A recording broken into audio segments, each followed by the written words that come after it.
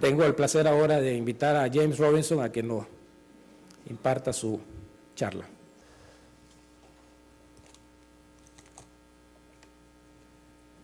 Okay, it's working. It's working? Está funcionando, ¿verdad? Okay. All right. Thank you. Muchísimas gracias. Muchísimas gracias por haberme invitado. Realmente es un día triste para Funides, ciertamente. Pero estoy también contento de estar aquí. Estoy muy contento de que Funides me haya invitado. Y quisiera nuevamente agradecer a Juan Sebastián por su generosidad y por su hospitalidad y también por la de su institución. Él lo dijo también que no sé qué es lo que voy a decir ahora. Pero, a ver, permítame tratar. Quiero hablar sobre mi libro y la importancia de las instituciones y la importancia de las instituciones inclusivas para un crecimiento económico sostenible. Empecemos desde el inicio y luego vamos entrando en tema. Ahora permítame cómo hago esto. A ver. Enviar.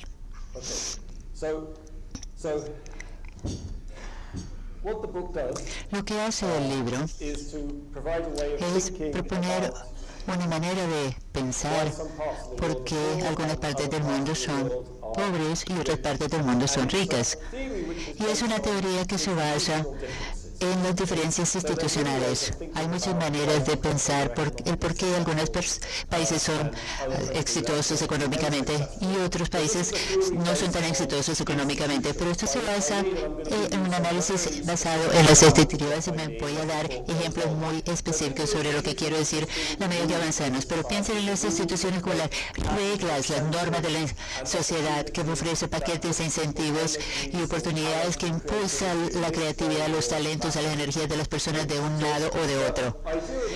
La idea detrás del libro es que paquetes de lo que es o bolsones de prosperidad son creados porque tienen diferentes instituciones con incentivos y oportunidades muy diferentes.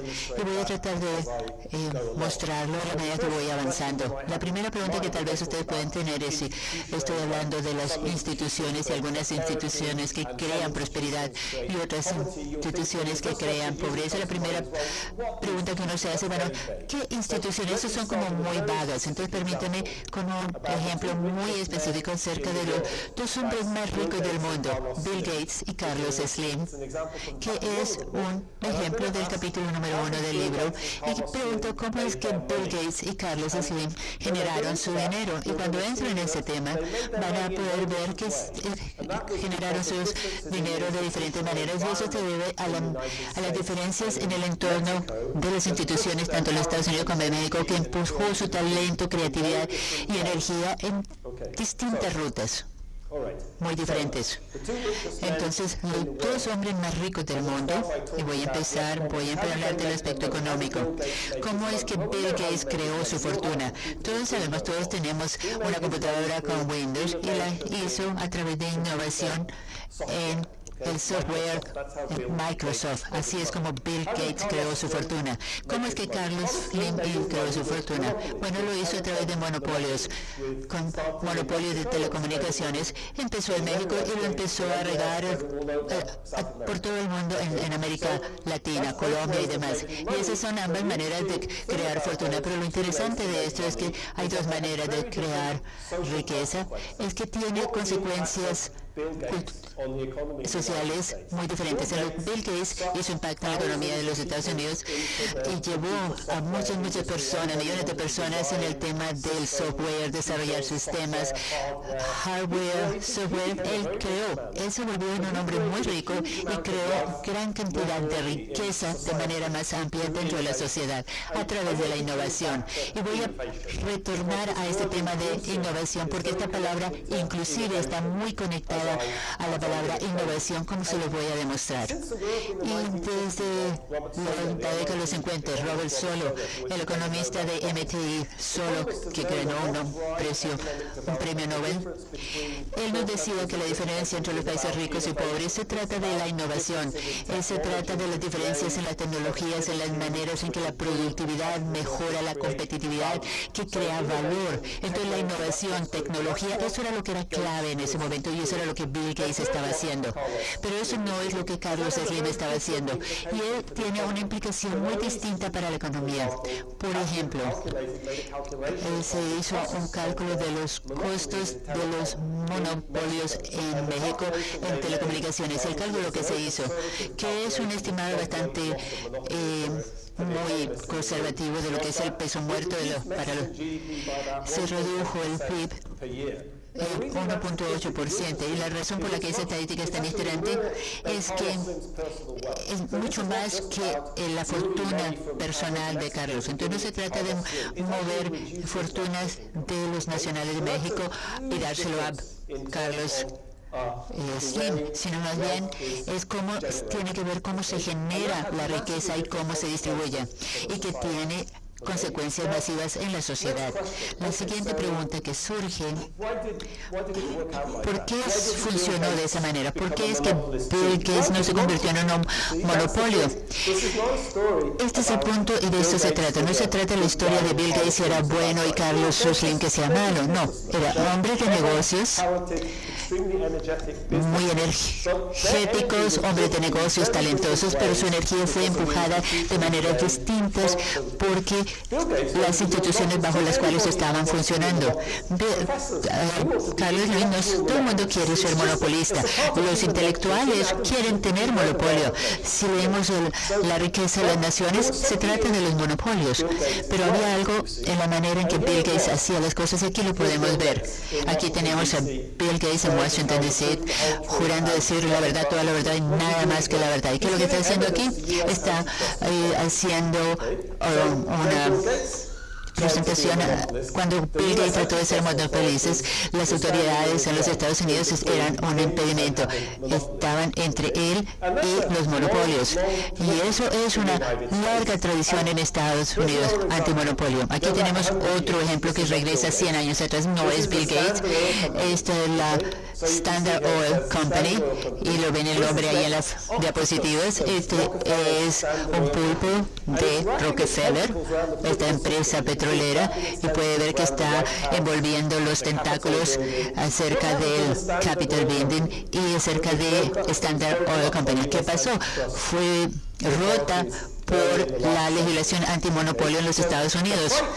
Entonces la lucha contra los monopolios era parte del Estado disciplinando los monopolios, trabajando esto, y regresa hasta la década de los 1800, y es parte de la manera en que ellos mantienen esta economía inclusiva, y también es parte en la cual los Estados Unidos y los esfuerzos de las empresas se llevan a esa dirección de innovación y hacer otro tipo de maneras de crear dinero, no a través de monopolios. Y este es un tema que voy a regresar.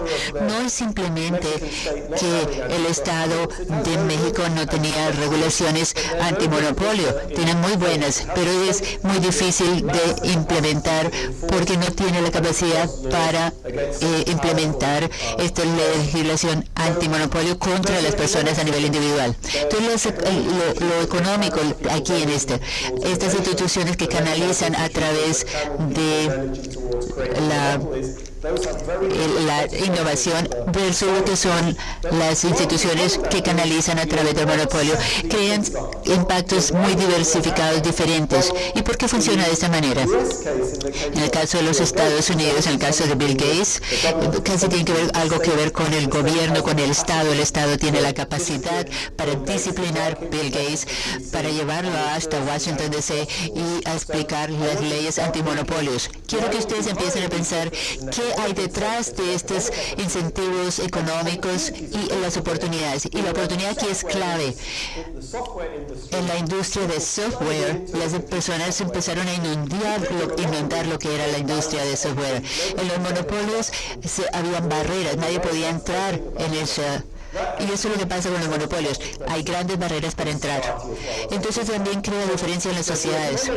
Entonces tenemos los aspectos económicos, pero lo que estoy tratando de sugerir es que detrás de esto está el gobierno, la política, la implementación de las políticas. Hay políticos que están tratando de llevar cómo son las consecuencias. Tenemos alguna terminología para este tipo de... Y permítame presentarles esta terminología. Y este libro es nuestro intento para hacer muchas de las ideas de academia a las personas de una manera entendible. ¿Cuál es la diferencia? Bill Gates, Carlos Slim, Estados Unidos, México, tenemos algunos temas que tienen que ver con el lenguaje. Y lo que decimos sobre eso es que es importante entender qué es lo que motivó a Bill Gates de comportarse como lo hizo. En los Estados Unidos hay instituciones económicas inclusivas. En México es diferente y lo voy a llamar instituciones económicas extractivas. Y esta dicotomía está muy simplista. Tal vez hay áreas grises y voy a hablar sobre las áreas grises, pero es útil pensarlo de esta manera para efectos del argumento, de desarrollar el argumento de las dicotomías. Vamos a hablar de países pobres y países ricos, pero tenemos también países de ingreso medio. Todos podríamos hablar sobre eso y obviamente voy a estar muy dispuesto a responder sus preguntas los académicos. Pues, queríamos hacer estas matices. Pero quiero decir que las instituciones económicas inclusivas en los Estados Unidos, ¿qué es eso? ¿A qué nos referimos? Tienen incentivos de base amplia y promueven la innovación. Entonces, esta palabra de incluyente es bien importante. Y permíteme hablar de esta palabra de inclusión, incluyentes, para hablar de otro innovador muy importante, Thomas Edison. Thomas Edison inventó el bombillo, la bujía de la luz. Él tomó la patente para proteger sus derechos de propiedad intelectual. El sistema de patentes en los Estados Unidos es un buen ejemplo de lo que son las instituciones económicas incluyentes. Es una ley que dice, si ustedes tienen una idea innovativa, por ejemplo, la patente de la bujía es una innovación y usted tiene que pagar el mismo honorario, el mismo costo, y luego el Estado protege sus derechos de autoría. No es decir, no había un solo sitio. Lo que Juan Sebastián no sabe, por ejemplo, es lo que necesitamos hacer, es montar un sistema e instituciones que puede como agarrar todo eso, poder, creatividad, energía en la sociedad. Y el sistema de patentes es algo interesante, pero si tenemos una economía que está caracterizada por instituciones económicas extractivas, que coloca barreras, que no crea incentivos a base, entonces el talento se va a afogar. Y ese elemento de inclusión es clave, realmente creo que es crucial. Y pues esa es la razón por la cual me entretengo y me detengo sobre esta palabra. Hay muchos aspectos cuando hablamos de lo que son las instituciones incluyentes económicas. Enfatizamos esta noción, el crear incentivos, una base de incentivos amplia, crear una base de oportunidades amplia. Y lo que Juan Sebastián mencionaba era el derecho de los derechos de propiedad. Un economista sabe de esto. Adam Smith, por ejemplo, sabía que el aseguramiento de los derechos privados era fundamental. Si queremos que las personas inviertan, que sean innovativas, que hagan algo nuevo, quieren asegurar que podemos proteger su derecho de propiedad. Y eso es lo que el sistema de patentes hacía, aseguraba los derechos de autor. Y eso era innovativo. Eso estaba en la Constitución.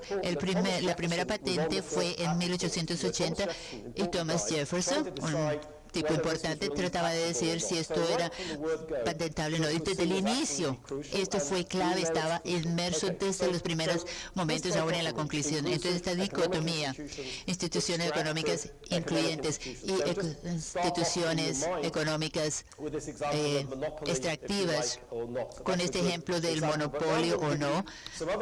Pero permítame ahora dar otros ejemplos de lo que son instituciones extractivas, instituciones incluyentes, y que pensemos por un momento sobre las implicaciones que esto tiene en la historia de las Américas.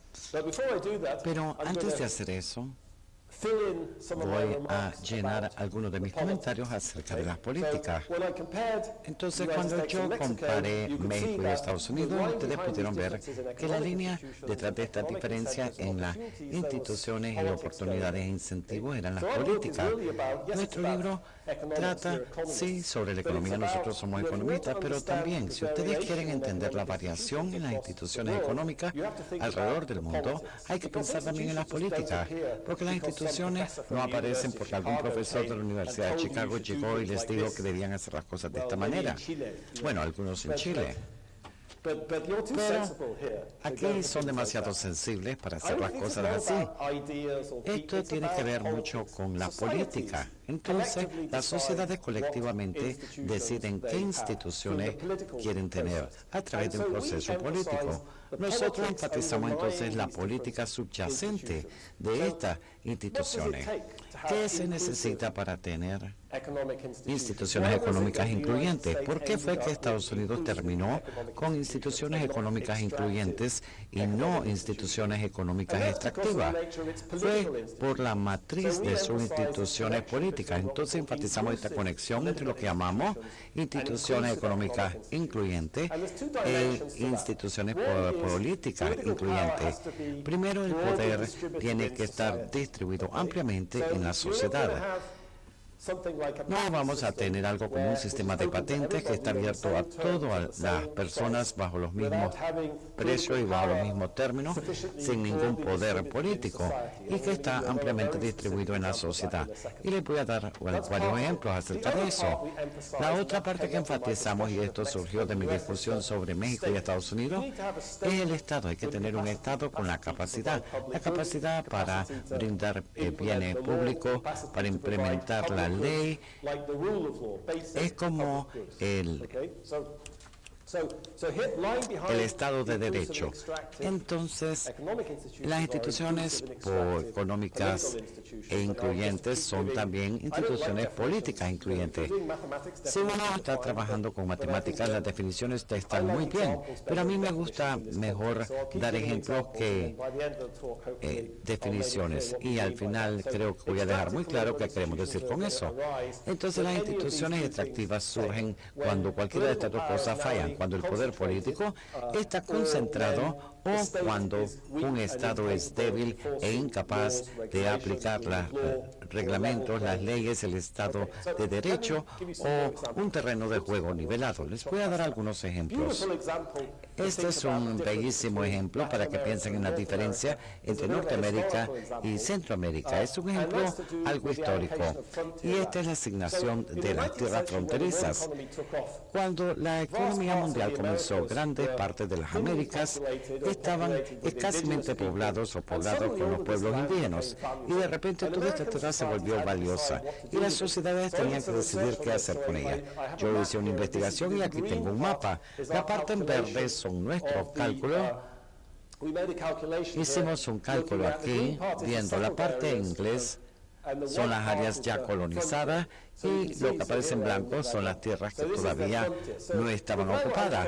Nicaragua aquí tenía una frontera en el siglo XIX, grandes partes de América Latina, México, Guatemala, en el Petén, México también, y Estados Unidos tenía esta gran frontera, pero otros países también tenían grandes fronteras, Brasil, Argentina, todos tenían fronteras. Pero lo interesante de estas tierras fronterizas en las Américas era que eran asignadas de manera muy diferente. ¿Cómo asignaron todas estas tierras en los Estados Unidos? Aprobaron leyes a partir de 1785 hasta la Ley Federal de Vivienda. Pero esto abrió la posibilidad para la asignación de tierras. Si comparamos lo que ha pasado en la mayoría de los países latinoamericanos, entonces lo que tenemos son una expansión oligárquica muy grande de las tierras fronterizas. Les voy a contar una historia muy breve. En Chile, por ejemplo, ustedes piensan en Chile y piensan que es un país bellísimo, funcional, donde nada turbio ocurre. Pero si vemos al siglo XIX, cuando los chilenos asignaron todas estas tierras, abajo del río Pío Pío, es que un grupo de personas muy acaudaladas y políticas se juntaron en Santiago y subastaron grandes lotes y parcelas entre sí. Entonces fue una expansión oligárquica muy amplia, y esto fue un contraste muy grande con lo que sucedió en Estados Unidos. Ahora, hay un par de excepciones a esto, que es Costa Rica. Costa Rica también tiene una expansión más igualitaria, y muchos historiadores atribuyen esa diferencia entre Costa Rica y otros países de Centroamérica. Los colombianos también, pero los colombianos no pueden implementar nada. Entonces, nada vale promulgar una ley en Bogotá porque después no se puede aplicar. ¿Cómo sé que no se puede aplicar? Bueno, les voy a presentar una fotografía. Esta es Colombia hoy en día. Esta es una investigación que estoy llevando a cabo. Esta es la proporción de tierra en un municipio que carece de título de propiedad formal. Entonces los campesinos tienen una finca, pero no tienen título de propiedad. No hay catastro, no hay nada. Entonces lo que está en azul oscuro es entre un 39 y 100% de la tierra en un municipio carece de título de propiedad. Y eso es enorme. La costa pacífica, los llanos, aquí también, pero también está en el centro del país, en parte de Antioquia, en La Guajira.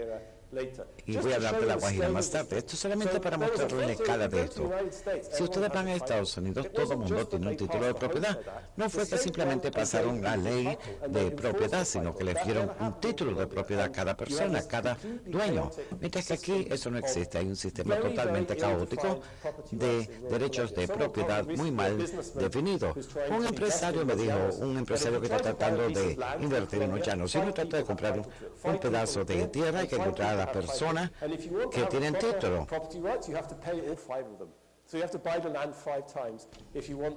Y si uno quiere tener derecho de propiedad, hay que comprar esa propiedad hasta 5 veces para que nadie más reclame ser el dueño. En Estados Unidos tenemos algo muy diferente. Les voy a explicar, no les voy a presentar muchos mapas, pero este mapa es muy interesante. Este es un mapa que fue recientemente producido por Ross Chadwick. Es una persona muy inteligente en la profesión de la economía. Es un mapa sobre movilidad ascendente absoluta. Él vio las habilidades generacionales y también si uno ve el ingreso de su padre, se le pregunta, ¿su ingreso es igual o es más alto que el del ingreso de su padre? La manera como debemos pensar en este mapa es que las áreas en oscuro tienen muy poca movilidad, y mientras más claro es el color hay más movilidad ascendente. Y lo increíble de este mapa es que vemos el legado de las instituciones extractivas. ¿Qué parte de los Estados Unidos tienen una baja movilidad social? El sur de Estados Unidos, que teníamos ahí una economía de esclavitud, una masiva discriminación contra los negros. Eso fue en el sur, y eso todavía tiene un impacto social. Y también la discriminación de los pueblos indígenas. Aquí tenemos la reserva Navajo, aquí es la reserva Sioux. Y estas personas tienen unas tasas muy bajas de movilidad social en Estados Unidos. Yo les dije que iba a darles algunos matices de vez en cuando. Yo soy inglés. Así es que ustedes pueden pensar en estos muchos problemas sociales en los Estados Unidos. Si ustedes caminan 3 cuadras de la Universidad de Chicago, hay delitos cometidos todos los días. O sea que hay muchos problemas sociales en Estados Unidos. No quiero pretender que es un paraíso. Esta es una buena manera para ver y decir, Dios mío, no hay tanta variación en los Estados Unidos. Pero vean la ley federal de propiedad. ¿Qué es esto? Esta es la ley de propiedad. El camino de Oregon atraviesa este mapa por la mitad. No sé cómo se ve esta fotografía en América Latina o en Nicaragua. Quizás podrían preguntarse ustedes, ¿será cierto? Yo creo que la mayoría de los países latinoamericanos lo opuesto es lo cierto. Esta es la estabilidad en Oklahoma, que es más alta que en la ciudad de Nueva York. Uno de mis amigos es de Oklahoma y ella dice que Oklahoma, ahí es donde está toda la acción, y es fascinante este mapa. Entonces, Aquí pueden ver el legado de la Ley Federal de Propiedad y también el legado de las instituciones extractivas. Esta Ley Federal de Propiedad fue un bellísimo ejemplo de la inclusión que funciona en Estados Unidos. Está abierto a todos en Estados Unidos, fue un proceso legal, había acceso a las tierras, el Estado llegó, aplicó la ley y les dio títulos de propiedad. ¿Qué pasó en Colombia? Un enredo caótico. Básicamente hubo mucha confusión entre los títulos de propiedad. Lo mismo ocurre en muchos países de América Latina.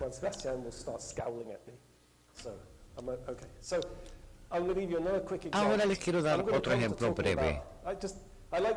A mí me gusta hablar acerca de la historia. Y en el libro hablamos mucho de las diferencias entre Norteamérica y Sudamérica que están muy enraizadas en el pasado. Entonces quería darles algunos ejemplos de eso. Aunque la historia no es el destino, las instituciones solo se reproducen porque nosotros nos comportamos de cierta manera todos los días de nuestra vida. Pero también somos sociables de otra manera. Le puedo dar otro ejemplo que yo considero muy importante, interesante, pensando en la diferencia entre Norteamérica y Sudamérica, que son las formaciones de los tribunales, algo que les encanta a los científicos, volviendo hasta Montesquieu y quizás hasta Solón en 549 a.C., en el momento cuando se estableció la Constitución de ateniense. Las pesas y contrapesas, la idea de que había un tribunal superior que evalúa la constitucionalidad de las leyes, la separación de los poderes entre las distintas instituciones. Esa era la idea fundamental en el momento de la Constitución de Estados Unidos, que fue escrita principalmente por Madison. Y muchos lugares tienen tribunales superiores, pero estas Cortes Supremas no funcionan tan bien en América Latina como lo hacen en Norteamérica. Le puedo dar un ejemplo de Argentina. El presidente Perón, cuando Juan Domingo Perón fue electo por primera vez en los años 40, ¿qué pasó? Él tenía algunas políticas que quería implementar y la Corte Suprema comenzó a pronunciarse en contra de eso. Entonces, ¿qué hizo el presidente Perón? El presidente Perón básicamente atacó a la Corte Suprema y rápidamente pudo eliminar, no lo voy a leer, pero rápidamente pudo eliminar a la Cámara de Diputados e impugnó a los jueces que estaban en contra de las leyes de Perón, y entonces él pudo nombrar a los magistrados que él quería. Con eso destruyó la independencia de la Corte Suprema para siempre. Y les voy a mostrar algunos datos que muestran eso. Pero no se trata solo de Argentina. No es solamente Perón, que era un carácter, un personaje y que en Estados Unidos todo era bello.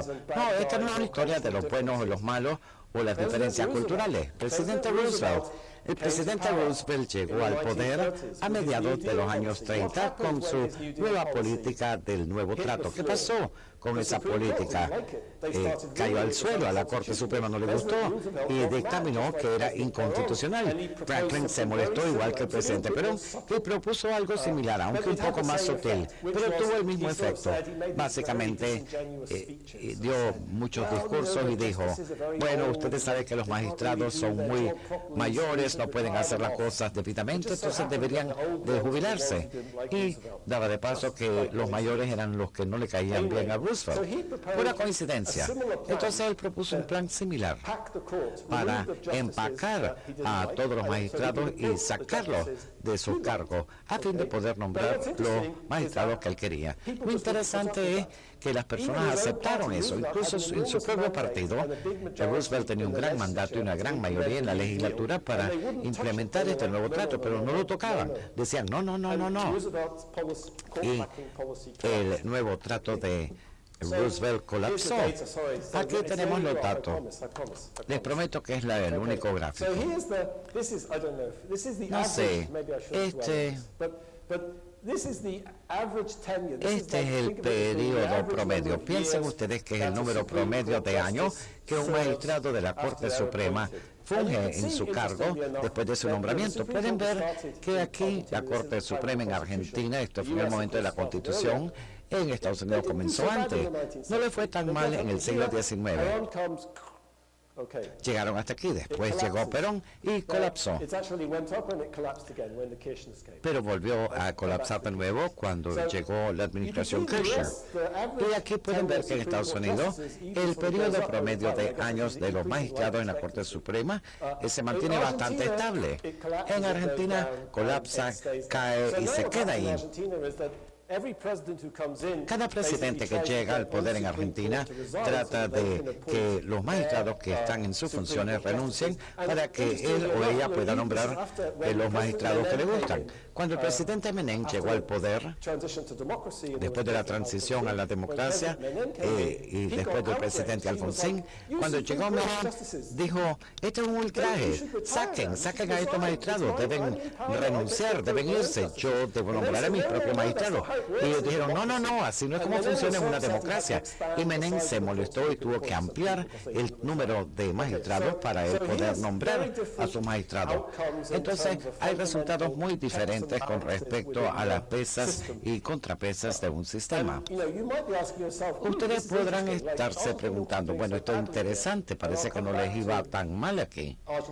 Y voy a volver a Argentina para que vean que aquí no le iba tan mal, pero después sí le fue muy mal.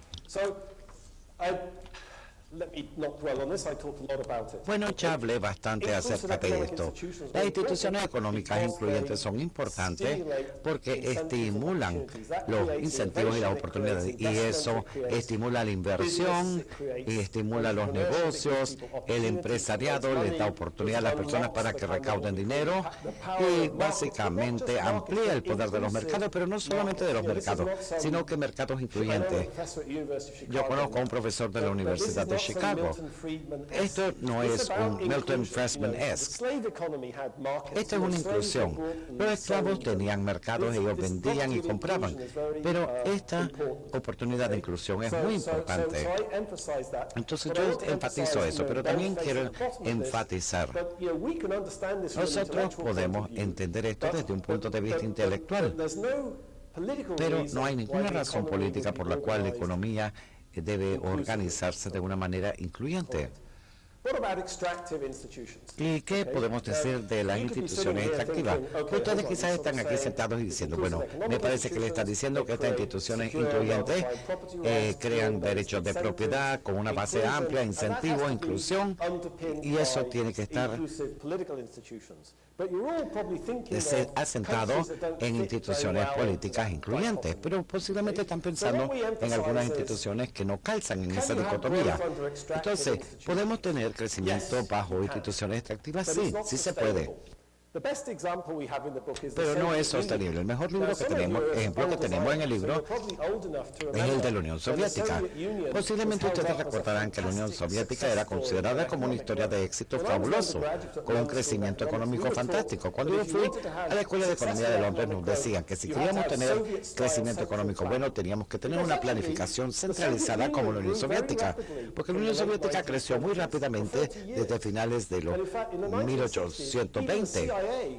E incluso la CIA consideraba que la Unión Soviética tenía un modelo de crecimiento correcto. Ahora pensamos lo ridículo que era eso, pero esa era una situación donde el Estado tenía capacidad y esa capacidad estaba detrás de las inversiones, detrás de las innovaciones y algunas dimensiones muy angostas como el desarrollo militar, pero la sociedad tenía muchas instituciones extractivas en otras dimensiones, pero no pudo tener una prosperidad sostenible ni pudo generar innovación, excepto en dominios muy pequeños como el sector militar. Y hay otros países como eso. Argentina antes de la Primera Guerra Mundial. Argentina creció muy rápidamente durante 40 o 50 años gracias a precios favorables para sus exportaciones, gracias a que estaba sentada en un activo muy importante que era la agricultura. Pero nunca creó la base institucional para tener un crecimiento y desarrollo económico sostenible. Ustedes podrían decir, bueno, 40, 50 años de crecimiento económico, eso es muy bueno. Bueno, no sé. En ese tiempo a la Argentina le fue muy bien durante 40, 50 años. La riqueza estaba muy mal distribuida en ese periodo y no creó las bases para tener una economía estable a largo plazo. Entonces, en el libro tratamos de ver ejemplos de cómo se podría tener crecimiento con instituciones extractivas. Sí se puede tener, pero no es sostenible. Entonces, el alegato más fuerte que tenemos en el libro es China. Piensen en China. ¿Por qué arrancó el crecimiento económico en China a partir de los años 70? Comenzó precisamente porque el Partido Comunista empujó la economía en una dirección incluyente. Si ustedes ven en la industria, en la agricultura, ellos permitieron que las personas comenzaran a tener incentivos en la agricultura, permitieron que las personas decidieran qué querían hacer, que tomaran sus propias decisiones, aunque regulaban los precios, permitieron que las personas pudieran reclamar los beneficios de sus esfuerzos. Y hubo un auge tremendo en el sector rural y en el sector agrícola. Eso pasó después al sector industrial en los años 80. Entonces, todo el auge económico de China está predicado en que las instituciones se alejaron de esta forma extractiva y pasaron a ser una forma más incluyente. Pero nosotros diríamos, pero un segundo, pero las instituciones políticas todavía son muy extractivas desde nuestro punto de vista.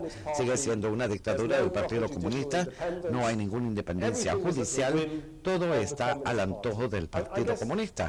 Y yo supongo que nuestra lectura de la historia mundial es que si se concentra el poder político de esa manera, siempre termina siendo abusado a expensas de todo lo demás, a expensas del bienestar de las personas, a expensas de la libertad de las personas y a expensas del desempeño económico. Le puedo dar un ejemplo reciente de Perú. Les voy a mostrar algunas diapositivas de esto.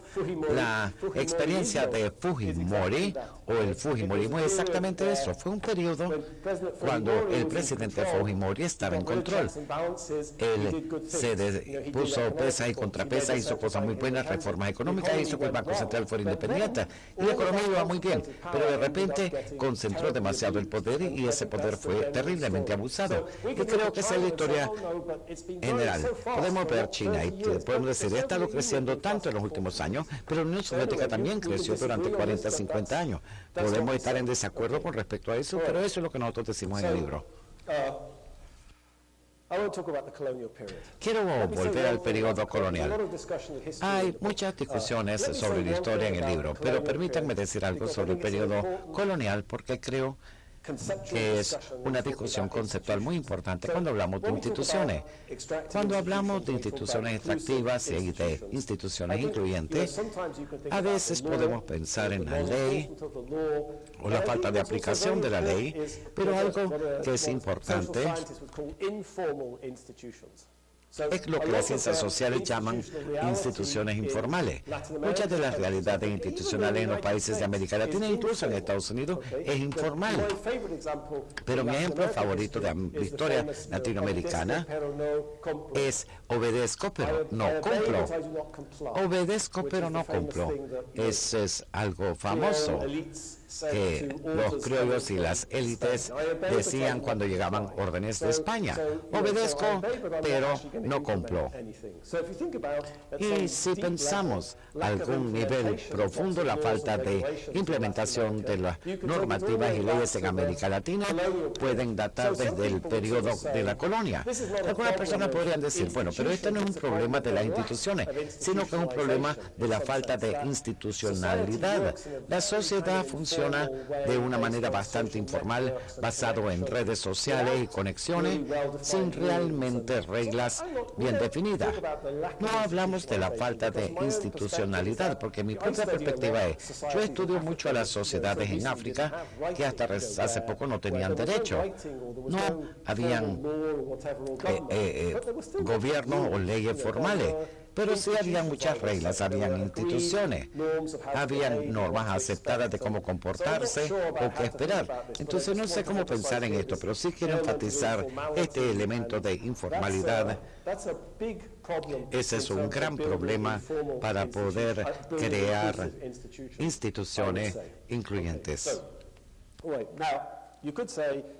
Podríamos decir, bien, aquí está este señor hablándonos de su historia, pero ¿qué pasa con la hipótesis alternativa? Yo, con mucho gusto, puedo hablar de algunas preguntas grandes, aunque siempre tengo algunas hipótesis alternativas favoritas sobre América Latina. Una de mis hipótesis favoritas, que parece que es amada por muchos economistas en Estados Unidos, es que América Latina